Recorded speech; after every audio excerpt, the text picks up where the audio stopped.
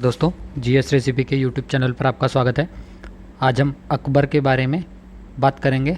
इसका जो भाग 1 है वो अपलोड किया जा चुका है, आप उसको पहले देख सकते हैं, फिर आप इस पे आ सकते हैं। यह जो है यह भाग 2 होगा और इसके बाद अकबर का एक भाग 3 और आएगा, जिसमें से तीनों भाग में अकबर से रिलेटेड जितने भी प्रश्न आए हुए होंगे वो सब डिस्कस कर लिए जाएंगे।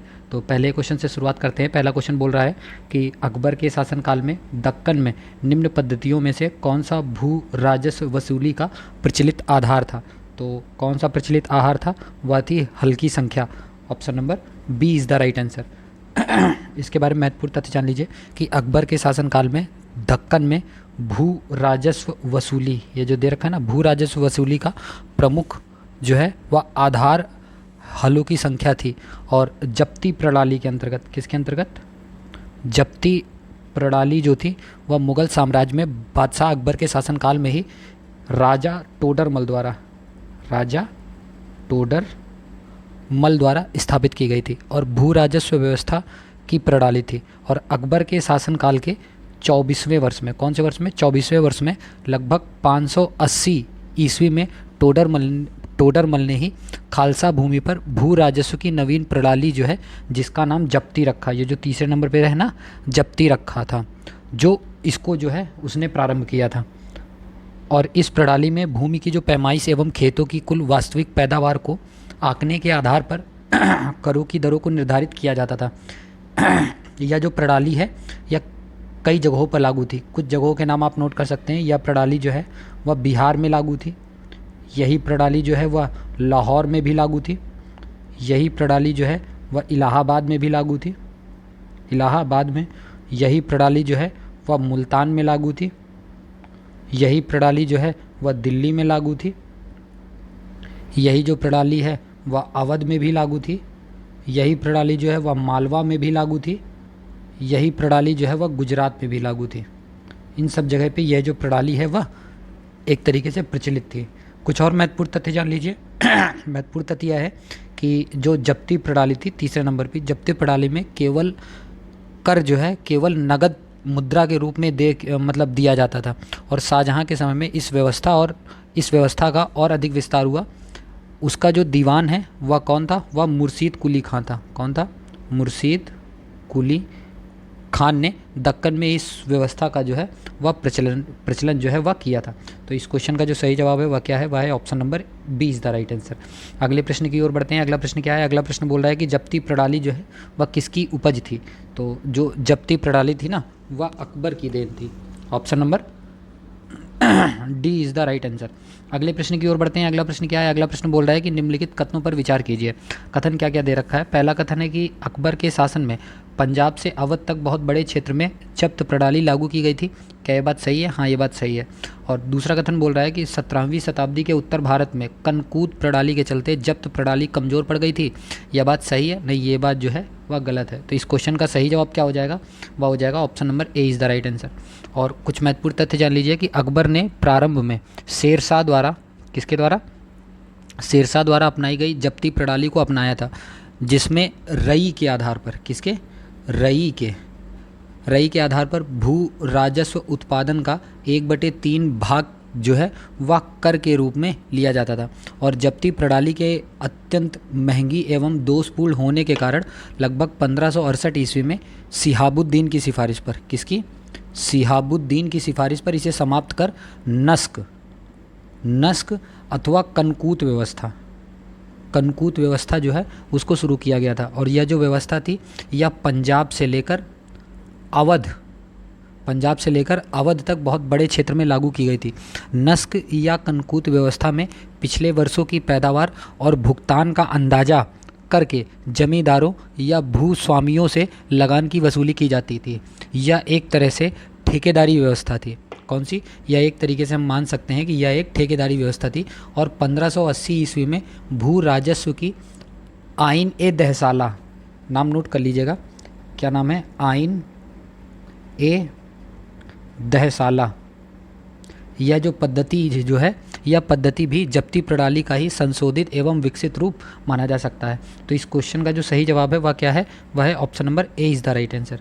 अगले प्रश्न की ओर बढ़ते हैं। अगला प्रश्न क्या है? अगला प्रश्न बोल रहा है कि अकबर काल में भू राजस्व व्यवस्था की एक प्रसिद्ध नीति आईने दहसाला पद्धति किसके द्वारा निर्मित की गई थी? यह जो पद्धति थी यह टोडरमल के द्वारा निर्मित की गई थी। Option number C is the right answer. और अकबर ने राजा टोडरमल को दीवान ए अशरफ, क्या दीवान ए अशरफ यानी कि वित्त विभाग जो है, कौन सा वित्त विभाग जो है वह नियुक्त किया था। और राजा टोडरमल के जो सहायक थे उनका नाम था ख्वाजा शाह मंसूर। नाम नोट कर लीजिएगा, ख्वाजा शाह मंसूर जो थे यह इनके सहयोगी थे। और राजा टोडरमल ने ही 1580 ईस्वी में विगत 10 वर्षों यानी कि 1571 से लेकर 1580 ईस्वी के आंकड़ों के आधार पर भू राजस्व का औसत निकालकर दहसाला प्रणाली, कौन सी दहसाला प्रणाली यानी कि आईने दहसाला को लागू किया था। और राजा टोडरमल जो था वह भू राजस्व प्रशासन में शेरशाह सूरी व अकबर के मध्य नेतृत्वीय कड़ी थे, मतलब एक तरीके से बहुत अच्छे माने जा सकते थे। और दहसाला प्रणाली का विकास जो है वह जब्ती भू राजस्व प्रणाली से हुआ था। और टोडरमल के भू राजस्व व्यवस्था में भूमि को 4 श्रेणियों में जो है वह विभाजित किया जाता था। और उन 4 प्रणालियों के बारे में जान लीजिए। जो पहली प्रणाली है उस प्रणाली का नाम था पोलज, कौन सी पोलज। इसमें किया जाता था या किस भूमि को कहा जाता था, वह भूमि जिस पर प्रतिवर्ष खेती होती थी और जिसे कभी परती नहीं छोड़ा जाता था उसे ही पोलज बोलते थे। दूसरे नंबर पे नाम नोट करिएगा परती, पहला है पोरज, दूसरा है परती या इसको हम परौती भी बोलते हैं, क्या परौती भी बोलते हैं। यह कौन सी भूमि थी? वह भूमि जिसे उर्वरता के लिए कुछ समय तक परती छोड़ना पड़ता था। तीसरे प्रकार की जो भूमि थी उसे हम चाचर भूमि बोलते हैं। और चाचर भूमि क्या थी? वह भूमि जिसे 3 या 4 वर्षों तक परती छोड़ना पड़ता था। चौथे प्रकार की जो ज़मीन थी उसको कहते थे बंजर। और बंजर कौन सी भूमि होती थी? वह भूमि जो 5 वर्षों या इससे अधिक समय तक बिना खेती किए रहती थी। ठीक है, तो इस क्वेश्चन का जो सही जवाब था वह क्या था? वह था option number C is the right answer. अगले प्रश्न की ओर बढ़ते हैं। अगला प्रश्न क्या है? अगला प्रश्न बोल रहा है कि टोडरमल जो है वह किससे संबंधित थे? तो मैंने बताया था टोडरमल जो थे वह वित्त विभाग से संबंधित थे, एक तरीके से कह सकते हैं, यानी कि मालगुजारी सुधारों से रिलेटेड थे। Option number B is the right answer. अगले प्रश्न की ओर बढ़ते हैं। अगला प्रश्न क्या है? अगला प्रश्न बोल रहा है कि टोडरमल के भू राजस्व व्यवस्था में कौन सी भूमि कभी भी खाली नहीं रहती थी? तो कौन सी भूमि कभी खाली नहीं रहती थी? वो होती थी जो पहले प्रकार की थी, पोलज भूमि जो होती थी वह कभी खाली नहीं रहती थी। Option number A is the right answer. अगले प्रश्न की ओर बढ़ते हैं। अगला प्रश्न क्या है? अगला प्रश्न बोल रहा है कि टोडरमल ने किस क्षेत्र में ख्याति अर्जित की थी? तो टोडरमल जो थे वो भू राजस्व के क्षेत्र में काफ़ी ज़्यादा नाम उनका था। Option number B is the right answer. अगले प्रश्न की ओर बढ़ते हैं। अगला प्रश्न क्या है? अगला प्रश्न बोल रहा है कि दहसाला प्रणाली जो है वह किससे विकसित हुई थी? तो दहसाला प्रणाली थी वह जब्ती व्यवस्था से उत्पन्न हुई थी या विकसित हुई थी। Option number B is the right answer. अगले प्रश्न की ओर बढ़ते हैं। अगला प्रश्न क्या है? अगला प्रश्न है कि अकबर ने दहसाला प्रथा की जो शुरुआत है वह कब की थी? दहसाला प्रथा की जो शुरुआत है वो 1580 ईस्वी में की थी। Option number B is the right answer. अगले प्रश्न की ओर बढ़ते हैं। अगला प्रश्न क्या है? अगला प्रश्न बोल रहा है कि 1582 में टोडरमल को निम्नलिखित में से कौन सा पद जो है वह दिया गया था? तो कौन सा पद इन्हें दिया गया था? इन्हें दीवान अशरफ पद दिया गया था। ऑप्शन नंबर सी जो है इसका सही जवाब है। Option number C is the right answer. अगले प्रश्न की ओर बढ़ते हैं। अगला प्रश्न क्या है? अगला प्रश्न बोल रहा है कि भू राजस्व प्रशासन के क्षेत्र में शेरशाह एवं अकबर के मध्य निम्नलिखित में से कौन जो है नैऋत्य की कड़ी थी? मतलब एक तरीके से दोनों के बीच में कौन सी एक कड़ी थी? तो वह कौन थे? वह थे Raja Todarmal. Option number B is the right answer. B is the right answer. अगले प्रश्न की ओर बढ़ते हैं। अगला प्रश्न क्या है? अगला प्रश्न बोल रहा है कि गज सिकंदरी तथा गज इलाही में क्या अंतर था? तो इसका जो अंतर था वह 39 और रेशियो 41 का था। Option number A is the right answer. आईने अकबरी के अनुसार शासन के 31वें वर्ष में, किसके 31वें वर्ष तक अकबर द्वारा भूमि की नाप करने की मानक इकाई जो थी वह कौन सी थी? वह सिकंदरी गज थी। कौन सी थी? सिकंदरी गज थी। लोदी के समय में प्रचलित जो सिकंदरी गज थी वह 39 अंगुल या 32 इंच थी, जबकि अकबर के समय प्रचलित जो इलाही गज था वह 41 अंगुल, कौन सा 41 अंगुल या हम 33.5 इंच इसको बोल सकते हैं थी। और अकबर ने 41 अंकों के मध्यम गज यानी कि इलाही गज का प्रचलन जो है वह आरंभ किया था। गज सिकंदरी और गज इलाही में 39:41 का ही अंतर था। तो इस क्वेश्चन का जो सही जवाब है वह है option number A is the right answer. अगले प्रश्न की ओर बढ़ते हैं। क्वेश्चन थोड़ा सा बड़ा है, ध्यान से पढ़िएगा। क्वेश्चन बोल रहा है कि नीचे दिए गए कथन से आप एक तरफ कथन दे रखा है और दूसरा कारण दे रखा है, आपको बताना है कौन सा सही है। कथन बोल रहा है कि अकबर ने शेरशाह की तरह राज्य के सिक्कों के प्रचलन को नियमित करने का प्रयास किया। क्या यह बात सही है? हाँ, ये बात सही है। दूसरा कथन है कि शेरशाह की मुद्रा पद्धति के समान अकबर के समय का ताम्र का प्रमुख सिक्का दाम था। क्या ये बात सही है? हाँ, ये बात सही है, लेकिन इसका जो सही एक्सप्लेन नहीं करता है। तो इसका सही जवाब क्या हो जाएगा? वह हो जाएगा option number B is the right answer. Option number B is the right answer. अगले प्रश्न की ओर बढ़ते हैं। अगला प्रश्न क्या है? अगला प्रश्न बोल रहा है कि अकबर के शासनकाल में सबसे बड़ी स्वर्ण मुद्रा जो है वह कौन सी थी? तो सबसे बड़ी जो स्वर्ण मुद्रा थी वह संसब थी। Option number C is the right answer. Akbar के शासनकाल में प्रचलित जो चौकोर चांदी की सिक्के का नाम जो था वह जलाली था। ये जो दूसरे नंबर पे दे रखा है जलाली था। इसे अकबर ने ही चलवाया था। और मुग़ल बादशाह अकबर ने अपने समय में सोने चांदी के विभिन्न तोल और मूल्यों के सिक्के जो है वह चलाए थे और उनका पारस्परिक अनुपात जो है वह निश्चित कर दिया गया था। वे सिक्के अच्छी धातु और ठीक तौल के होते थे। इनमें से अधिकांश जो है सिक्के जो थे वह गोल होते थे, यद्यपि कुछ चौकोर भी बनाए जाते थे। और बादशाह का नाम, टकसाल का नाम तथा जारी किए गए वर्ष के अतिरिक्त उनमें से अधिकांश पर कुरान की आयतें जो हैं वह अंकित होती थीं। और अकबर ने सिक्कों पर अपनी आकृति जो है वह अंकित नहीं करवाई थी। इन सिक्कों को सुंदर और सुरुचिपूर्ण बनाया गया था। इनकी ढलाई जो है वह उत्तम प्रकार की मानी जाती है। और अकबर का सबसे बड़ा सोने का सिक्का जो था उसे ही हम संसब जो है वह बोलते थे, जिसे शहनशाह कहा जाता था, जिसे हम शहनशाह भी कह सकते हैं, जो तोल में 101 तोले के करीब था, जिसका प्रयोग जो है वह बड़े लेन देन में होता था। इसका प्रयोग जो है हमेशा से बड़े लेन देन में किया जाता था। और सोने का अधिक चलने वाला सिक्का जो है वह क्या कहलाता था? वह इलाही कहलाता था। क्या कहलाता था? जो पहले नंबर पे दे रखा है उसे इलाही कहते थे, जिसका मूल्य जो है वह 10 रुपये के बराबर था। किसके? जिसका मूल्य जो है वह 10 रुपये के बराबर था। और चांदी का सिक्का जो था उसे हम रुपया बोलते थे। चांदी को सिक्के को हम क्या बोलते थे? रुपया बोलते थे, रुपया कहलाता था। जिसका वजन जो होता था, इसका जो वजन होता था वह 172.5 ग्रेन का होता था। इसका किसका वजन? रुपया का वजन होता था। और अकबर ने राम जी, सीता जी की आकृतियाँ और रामसीय देवनागरी लेख से युक्त सिक्के चलाए थे। और 1575 ईस्वी में अकबर ने मुद्रा सुधार किया और सिराज के ख्वाजा अबुल समद को दिल्ली की शाही टकसाल का अधिकार बनाया था।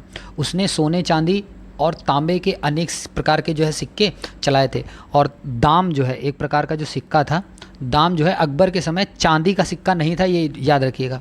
दाम जो है वह तांबे का सिक्का था। किसका? वह तांबे का सिक्का था। और अकबर के समय 1 रुपया जो है वह 40 दाम के बराबर होता था। 1 रुपया जो है वह 40 दाम के बराबर होता था। और दसवंत अब्दुर्रसैयद का प्रिय शिष्य था। यह अकबर के समय का पहला अग्रणी चित्रकार माना जाता है। अकबर ने इसे भी टकसाल का पद जो है वह प्रदान किया था। तो इस क्वेश्चन का जो सही जवाब था वह क्या था? वह था option number C is the right answer. अगले प्रश्न की ओर बढ़ते हैं। अगला प्रश्न क्या है? अगला प्रश्न बोल रहा है कि अकबर के शासनकाल में प्रचलित चौकोर चांदी के सिक्के जो थे उनका क्या नाम था? उनका नाम जो था वह जलाली था। Option number C is the right answer. अगले प्रश्न की ओर बढ़ते हैं। अगला प्रश्न क्या है? अगला प्रश्न बोल रहा है कि निम्नलिखित में से किसने राम सीता की आकृतियों से युक्त जो है वह सिक्के चलाए थे? तो वह कौन था? वह अकबर था। Option number B is the right answer. अगले प्रश्न की ओर बढ़ते हैं। अगला प्रश्न क्या है? अगला प्रश्न बोल रहा है कि निम्नलिखित राजाओं में से किसने राम सीता की आकृतियों और रामसीय देवनागरी लेख से युक्त कुछ सिक्के जो है वह चलाए थे? तो वह किसने चलाए थे? वह अकबर ने चलाए थे। Option number D is the right answer. अगले प्रश्न की ओर बढ़ते हैं। अगला प्रश्न क्या है? अगला प्रश्न बोल रहा है कि अकबर के समय निम्नलिखित में से कौन सा सिक्का जो है वह चांदी का नहीं था? अगर चांदी का नहीं था तो वह तांबे का था। तो वह कौन सा था? वह था दाम। Option number B is the right answer. अगले प्रश्न की ओर बढ़ते हैं। अगला प्रश्न क्या है? अगला प्रश्न बोल रहा है कि अकबर के दरबार के महानतम चित्रकारों में से एक, जिसे बादशाह ने टकसाल का अधिकारी नियुक्त किया था, वह कौन था? तो वह जो था वह दसवंत था। Option number D is the right answer. अगले प्रश्न की ओर बढ़ते हैं। अगला प्रश्न क्या है? अगला प्रश्न बोल रहा है कि अकबरकालीन सैन्य व्यवस्था जो है वह किस पर आधारित थी? वह जो आधारित थी वह मनसबदारी पर आधारित थी। Option number A is the right answer.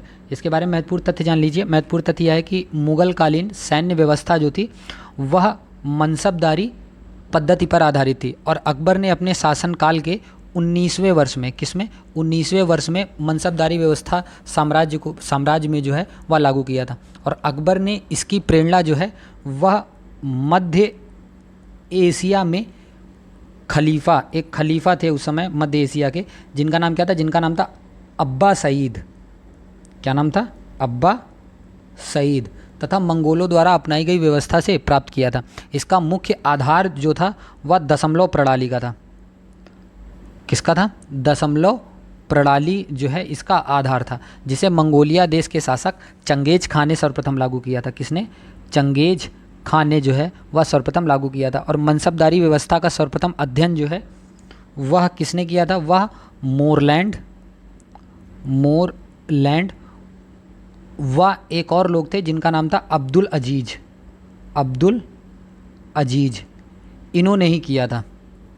सर्वप्रथम अध्ययन जो है वह मोरलैंड एवं अब्दुल अजीज ने ही किया था। और अकबर ने इसे साफ सुथरा प्रशासन प्रारंभ करने के उद्देश्य से लागू किया था। और मनसबदार का आवंटन जो है वह योग्यता के आधार पर किया गया, ना कि आनुवंशिक आधार पर। और मनसबदार की मृत्यु या पद के हटने के पश्चात स्वतः ही समाप्त हो जाते थे। इस व्यवस्था में जागीरदार मनसबदार हो सकता था, किंतु मनसबदार जो है वह जागीरदार नहीं हो सकता था। इसे नगद वेतन भी दिया जाता था। एक प्रकार से यह व्यवस्था जो है राज्य के कुलीन वर्ग से संबंधित थी। तो इस क्वेश्चन का जो सही जवाब था वह क्या था? वह था option number A is the right answer. अगले प्रश्न की ओर बढ़ते हैं। अगला प्रश्न क्या है? अगला प्रश्न बोल रहा है कि अकबर ने जिन मनसबदारी प्रणाली को लागू किया वह किस देश में प्रचलित प्रणाली से उधार ली गई थी? तो कहाँ पे चलती थी वह मंगोलिया में चलती थी। Option number C is the right answer. अगले प्रश्न की ओर बढ़ते हैं। अगला प्रश्न क्या है? अगला प्रश्न बोल रहा है कि मुगल शासकों द्वारा प्रचलित मनसबदारी प्रथा की उत्पत्ति जो है वह कहाँ से हुई थी? तो इसकी उत्पत्ति जो है वह मध्य एशिया से हुई थी। Option number C is the right answer. अगले प्रश्न की ओर बढ़ते हैं। अगला प्रश्न क्या है? अगला प्रश्न बोल रहा है कि भारत में मनसबदारी व्यवस्था जो है वह किसने प्रारंभ की थी? तो वह जो है वह अकबर ने प्रारंभ की थी। Option number C is the right answer. अगले प्रश्न की ओर बढ़ते हैं। अगला प्रश्न क्या है? अगला प्रश्न है कि मनसबदारी व्यवस्था के संदर्भ में कौन सा कथन सही है? पहला कथन बोल रहा है कि मनसबदारी व्यवस्था राज्य के कुलीन वर्ग से संबंधित थी, जिसे अकबर ने प्रारंभ किया था। हाँ, ये बात सही है। दूसरा कथन है कि मनसबदारी का पद पैतृक होता था। नहीं, ये बात गलत है। या पैतृक जो है वह नहीं होता था। तो ऑप्शन नंबर एक इज़ द राइट आंसर। केवल एक पहला कथन ही सही है, दूसरा कथन जो है वह गलत है। Option number A is the right answer. अगले प्रश्न की ओर बढ़ते हैं। अगला प्रश्न क्या है? अगला प्रश्न थोड़ा सा बड़ा है, ध्यान से पढ़िएगा। कथन और कारण वाला क्वेश्चन है। कथन बोल रहा है कि मुगल काल में मनसबदारी प्रथा विद्यमान थी। हाँ, ये बात सही है। और फिर कारण दे रहा है कि मनसबदारों का चयन योग्यता के आधार पर होता था। हाँ, ये भी बात सही है। लेकिन यह जो है यह इसका एक्सप्लेन सही से नहीं करता है। तो इसका सही जवाब क्या हो जाएगा? इसका सही जवाब हो जाएगा option number B is the right answer. अगले प्रश्न की ओर बढ़ते हैं। अगला प्रश्न क्या है? अगला प्रश्न बोल रहा है कि मध्यकालीन भारत में मनसबदारी प्रथा जो है वो खास तौर पर इसलिए लागू की गई थी ताकि क्या हो सके? ताकि साफ सुथरा प्रशासन जो है वह लागू हो सके। Option number D is the right answer. अगले प्रश्न की ओर बढ़ते हैं। अगला प्रश्न क्या है? अगला प्रश्न बोल रहा है कि अकबर ने आपको मुगल सम्राट अकबर के राज्यकाल के संबंध में निम्नलिखित प्रेक्षणों पर विचार कीजिए और उनके बारे में सही कथन बताना है। तो पहला कथन बोल रहा है कि अकबर ने मनसबदारी व्यवस्था लाकर अभिजात वर्ग और सेना पर अपना नियंत्रण सुदृढ़ किया। हाँ, ये बात सही है। पहला कथन सही है। दूसरा कथन क्या बोलता है? दूसरा कथन बोलता है कि मनसबदारी व्यवस्था के अंतर्गत प्रत्येक अधिकारी की एक श्रेणी मनसब नियत की गई थी। हाँ, ये भी बात सही है। और तीसरा कथन है कि श्रेणियों को जात, सवार और चेहरा इन 3 श्रेणियों में विभाजित किया गया था। ये बात गलत है। तो इस क्वेश्चन का जो सही जवाब हो जाएगा वह क्या हो जाएगा? वह हो जाएगा option number C is the right answer. Okay, option number C is the right answer. अगले प्रश्न की ओर बढ़ते हैं। अगला प्रश्न क्या है? अगला प्रश्न बोल रहा है कि मुगल मनसब प्रणाली प्रथा के बारे में निम्नलिखित में से कौन सा कथन सही है? कौन सा कथन सही है आपको बताना है। पहला कथन है कि जात पद, शाही, सोपान, धर्मतंत्र में मनसबदार की स्थिति और उसके वेतन का सूचक था। क्या ये बात सही है? हाँ, ये बात सही है। दूसरा कथन है कि सवार पद घुड़सवारों की संख्या का सूचक था जो मनसबदार को रखने होते थे। हाँ, ये भी बात सही है। तीसरा कथन है कि 17वीं शताब्दी में 1000 अथवा अधिक सवार पद संभाले रखने वाले मनसबदारों को उच्च नोबेल यानी कि उमरा के रूप में पदनाम दिया जाता था, ये बात जो है वह गलत है। तो इस क्वेश्चन का जो सही जवाब हो जाएगा वह क्या हो जाएगा, वह हो जाएगा option number A is the right answer. केवल 1 और 2 सही है, option number A is the right answer. अगले प्रश्न की ओर बढ़ते हैं। अगला प्रश्न क्या है, अगला प्रश्न बोल रहा है कि निम्नलिखित में से मुगल मनसबदारी व्यवस्था के विषय में कौन सा एक सत्य जो है वह नहीं है। कौन सा एक सत्य नहीं है, जो सत्य नहीं है वह है option number D is the right answer. मनसबदार जो है वो मुख्यतः वंशानुगत अधिकारी होते थे, तो ये बात बिल्कुल गलत है और क्वेश्चन के हिसाब से सही हो जाएगी। ठीक है, तो इस क्वेश्चन का सही जवाब है option number D is the right answer. अगले प्रश्न की ओर बढ़ते हैं। क्वेश्चन थोड़ा सा बड़ा है, ध्यान से पढ़िएगा। क्वेश्चन बोल रहा है कि मुगल मनसबदारी व्यवस्था के संदर्भ में निम्नलिखित कथनों पर विचार कीजिए। पहला कथन है कि जात एवं सवार पद प्रदान किए जाते थे, हाँ ये बात सही है। दूसरा है कि मनसबदार आनुवांशिक अधिकारी होते थे, ये बात गलत है, आनुवांशिक नहीं होते थे। मनसबदारों के 3 वर्ग होते थे, हाँ ये बात सही है, 3 वर्ग होते थे। और दीवान कार्यालय द्वारा इनको वेतन दिया जाता था, नहीं ये बात जो है वह गलत है। तो इस क्वेश्चन का जो सही जवाब हो जाएगा वह क्या हो जाएगा, वह हो जाएगा option number C is the right answer. केवल 1 और 3 सही, option number C is the right answer. अगले प्रश्न की ओर बढ़ते हैं। अगला प्रश्न क्या है, अगला प्रश्न बोल रहा है कि मनसबदारी संस्था जो होती थी वह क्या होती थी, वह शासकीय नियुक्ति द्वारा होती थी। Option number D is the right answer. अगले प्रश्न की ओर बढ़ते हैं। अगला प्रश्न क्या है, अगला प्रश्न बोल रहा है कि मुगल प्रशासन के संदर्भ में निम्नलिखित में से कौन सा विकल्प मनसबदारी प्रथा की विशेषताओं से संबंधित है। तो कौन सा संबंधित है, एक जात संबंधित है और एक सवार संबंधित है। Option number A is the right answer. जात तथा सवार जो है वह मनसबदारी प्रथा की विशेषताओं से संबंधित है और मनसबदारी प्रथा जो है वह मुगलकालीन सैन्य व्यवस्था का एक अंग माना जाता है, जिसका जो प्रारंभ है वह 1575 ईस्वी में अकबर ने किया था। और मनसब जो है, यह कौन सा शब्द, जो ये मनसब शब्द है ना, यह फ़ारसी भाषा का शब्द है। किसका, यह फ़ारसी भाषा का शब्द है, जिसका अर्थ क्या होता है, जिसका अर्थ होता है पद। इसके 2 भाग थे, एक भाग का नाम था जात और दूसरे भाग का नाम था सवार। जात से क्या तात्पर्य है, जात से मतलब होता था व्यक्तिगत पद, यानी कि सेना से था। जबकि जो सवार, जो दूसरा जो पार्ट है इसका, जबकि सवार शब्द का जो तात्पर्य था वो घुड़सवारों की संख्या से होता था। यानी कि मनसबदारी प्रथा की जो उत्पत्ति है वह मध्य एशिया से हुई थी या मंगोलों की दशमलव पद्धति पर जो है वह आधारित थी। तो इस क्वेश्चन का जो सही जवाब था वह क्या था, वह था option number A is the right answer. अगले प्रश्न की ओर बढ़ते हैं। अगला प्रश्न क्या है, अगला प्रश्न बोल रहा है कि मुगलों की मनसबदारी व्यवस्था एक जटिल व्यवस्था थी, इसके दक्ष निष्पादन के प्रमुख आधार जो थे वह क्या थे। तो आपको सही बताना है। पहला कथन है कि मनसबदार की पदवी केवल सैन्य कर्मियों को प्रदान करने की प्रथा थी, ये बात गलत है। दूसरा कथन है कि दाग प्रथा का समुचित प्रचलन था, हाँ ये बात सही है। तीसरा था जागीरदारी व्यवस्था का समुचित प्रचलन था, हाँ ये भी बात सही है। तो इसका सही जवाब क्या हो जाएगा, वह हो जाएगा option number C is the right answer. 2 और 3 दोनों सही। अगले प्रश्न की ओर बढ़ते हैं। अगला प्रश्न क्या है, अगला प्रश्न है कि आपको बताना है, कथन और कारण दे रखा है। तो कथन क्या बोलता है, कथन बोल रहा है कि अकबर के काल में हर 10 घुड़सवार सैनिकों के लिए मनसबदारों को 20 घोड़ों का रख रखाव करना पड़ता था, हाँ ये बात सही है।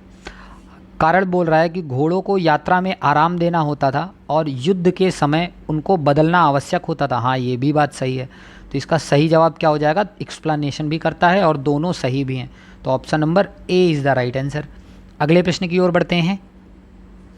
अगला प्रश्न क्या है, अगला प्रश्न इसके बारे में, हाँ अगला प्रश्न जान लीजिए। अगला प्रश्न क्या है, अगला प्रश्न है कि निम्न में से दिए गए कथन ए और बी के व्याख्यान को पढ़ें और निम्न में के कूट में से सही उत्तर का चयन करें। एक ए कथन है, दूसरा बी कथन है। कथन ये क्या बोलता है कि सभी मनसबदार सेना के पदाधिकारी नहीं होते थे, क्या ये बात सही है, हाँ ये बात जो है वह सही है। दूसरा कथन है कि मुगल शासन के अधीन उच्च पदाधिकारी भी मनसबदार होते थे और उनका वर्गीकरण होता था, हाँ ये भी बात सही है। तो इसका सही जवाब क्या हो जाएगा, इसका सही जवाब हो जाएगा कि ए और बी दोनों सही हैं। Option number B is the right answer. और आज के अंतिम प्रश्न की ओर बढ़ते हैं। अंतिम प्रश्न क्या है, अंतिम प्रश्न बोल रहा है कि अकबर के शासनकाल की निम्नलिखित घटनाओं को पढ़ें और घटनाओं का सही कालानुक्रम नीचे दिए गए कूट से पता करें। प्रांतों का जो गठन हुआ था वह कब हुआ था, तो प्रांतों का जो गठन हुआ था वो 1580 ईस्वी में हुआ था, नोट कर लीजिएगा इसको। घोड़ों को दागने की प्रथा जो हुई थी कब से प्रारंभ हुई थी? 1574 ईस्वी से स्टार्ट हुई थी। मनसबदारी व्यवस्था का जो प्रचलन हुआ था वह 1575 ईस्वी से स्टार्ट हुआ था। जजिया कर की जो समाप्ति हुई थी वह 1564 ईस्वी में हुई थी। तो इसका सही कालक्रम क्या हो जाएगा? सबसे लास्ट में कौन सा होगा? सबसे लास्ट में होगा 1580, यानी कि पहला नंबर, और पहला नंबर जो है वह केवल ऑप्शन नंबर डी में है। तो option number D is the right answer. अगर आपको इस वीडियो की पीडीएफ चाहिए तो डिस्क्रिप्शन में दिए गए टेलीग्राम लिंक पर जाकर आप फ्री ऑफ कॉस्ट जो है इसकी पीडीएफ जो है वह कलेक्ट कर सकते हैं। वीडियो कैसी लगी कमेंट सेक्शन में लिख के बताइएगा। लोगों के साथ चैनल को शेयर करिए, वीडियो को लाइक करिए। धन्यवाद।